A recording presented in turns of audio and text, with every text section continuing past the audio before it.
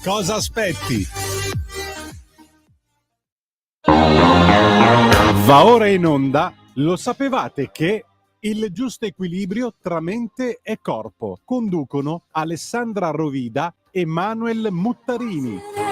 Per le vostre richieste e per le vostre domande scrivete a ilmondodeisemplici-mail@gmail.com. Tornando, o meglio, proseguendo il discorso interrotto nella volta precedente, proseguiamo con le nostre osservazioni. Infatti, se noi osserviamo i tratti del nostro viso, si possono cogliere molti dati sulla nostra salute.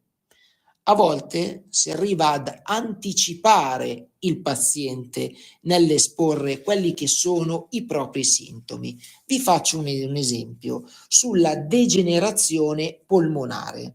Questa è tipica dei fumatori e lascerà sulle guance 2 profondi solchi a partire dal margine mandibolare, e sempre questa può esprimersi anche guardando le dita, ovvero dita a bacchetta di tamburo con unghie a vetrino di orologio, o ancora le croniche infiammazioni gastriche disegnano rughe che ricordano quella del polmone, ma il loro innesco è più in alto e non arrivano all'osso mandibolare, ma vanno a finire prima. Quindi per quello invece che avviene alle tempie è invece la cistifellea a farsi sentire. Come? Con degli arrossamenti, con del prurito, con delle dermatiti, con degli eczemi, e in questa zona dicono che la colecisti è infiammata o perlomeno sovraccarica di tossine.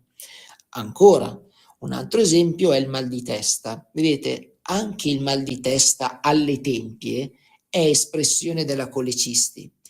Invece, il mal di testa frontale è più tipico del fegato. Abbiamo già detto che la cefalea alla nuca e al collo è da intestino.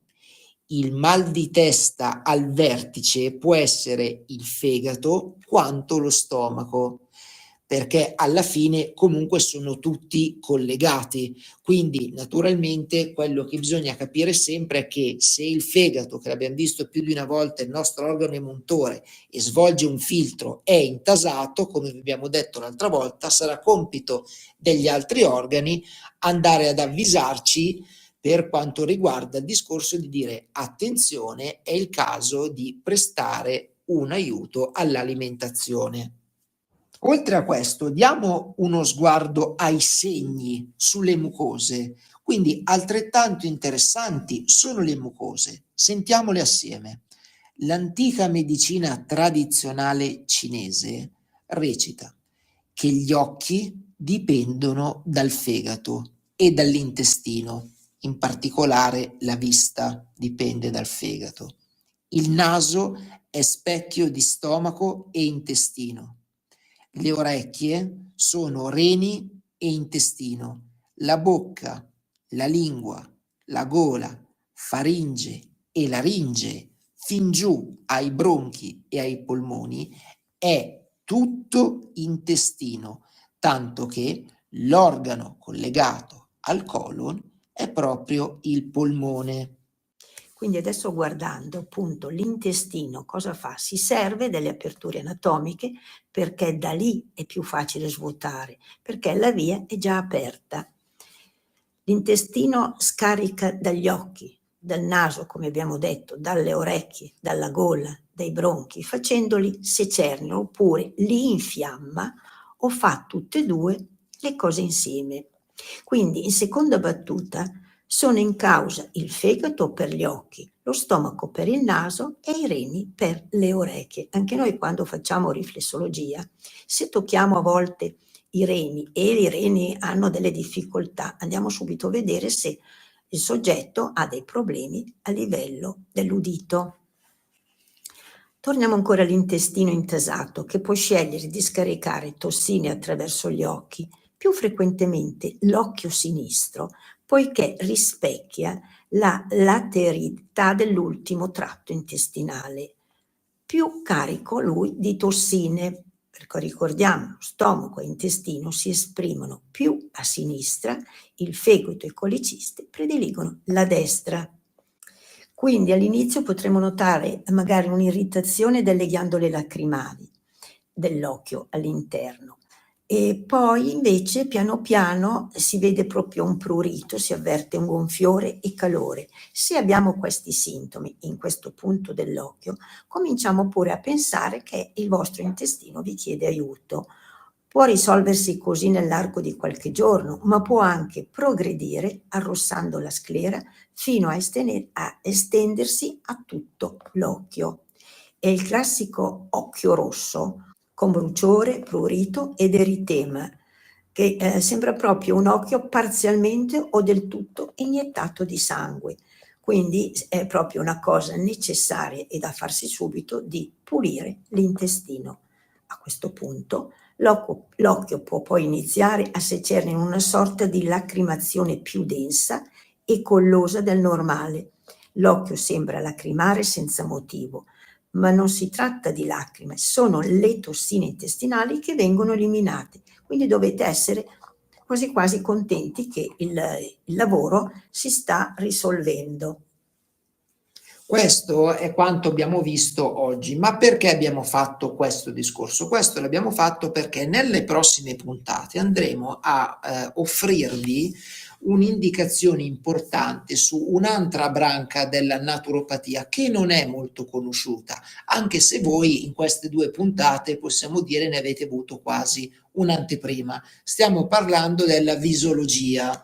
La visologia è, in poche parole, chiaramente quello che sentirete è solo scopo informativo, perché la visologia è una branca della naturopatia e come tale necessita di uno studio, non si può fare da soli, però può essere per voi un'indicazione per poi recarvi in quello che è il discorso del vostro professionista ed aiutarvi. La visologia è lo studio del nostro viso, dove, come avete appena sentito, in base a dove compaiono determinati segnali che il naturopata e l'operatore sa riconoscere, riesce ad attribuirvi quello che potrebbe essere una problematica magari degli organi emuntori che avete sentito in queste puntate, gli organi emuntori, l'intestino, il fegato, i reni, insomma, come avete visto, potremmo definire quasi il nostro viso come se fosse una sorta di lavagna o magari anche una mappa o ancora il cruscotto della macchina che in base dove salta fuori una spia c'è un'indicazione.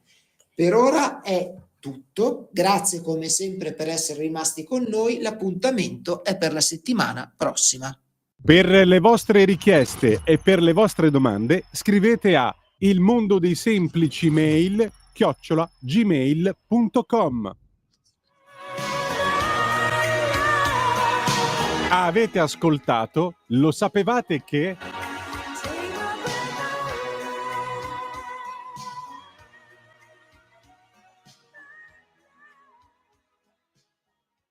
Omar dropped it.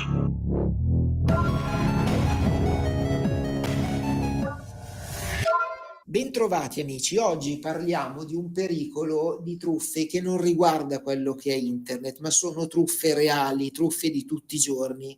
Nella provincia di Pavia, quindi è importante avvisare Milano e tutti gli amici ascoltatori del resto d'Italia che ci ascoltano, sta andando purtroppo di moda una truffa che si svolge nei supermercati, ma precisamente nei parcheggi dei supermercati.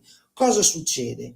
Si avvicinano delle persone che fanno finta di farvi provare un profumo, voi annusate questo profumo e in poche parole siete quasi tramortiti, cioè siete in uno stato di rimbambimento in cui possono farvi di tutto, possono rubarvi il portafoglio, possono rubarvi i soldi o magari possono farvi anche del male.